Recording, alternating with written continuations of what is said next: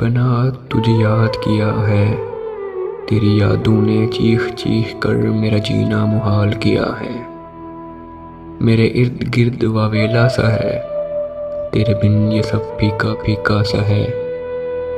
रोऊं चिल्लाऊं मगर कैसे तुझे पुकारूं, तेरे मेरे दरमियान जो ताल्लुक है बहुत गहरा है, एतमाद का है। तेरी तमाम बातों में मैंने अपनी बातें पाई हैं, ये रूह सा ताल्लुक है। देख तो सही ढूंढ आके मेरे दिल के टुकड़ों को कहाँ कहाँ बिखरे पड़े हैं। मेरी ज़ात को समेट ले जो तुझे याद करते करते खुद कहीं खो गई है। मैं कौन हूँ कोई मुझको बतला दो, ना तो मैं परहेजगार हूँ ना कोई पारसा।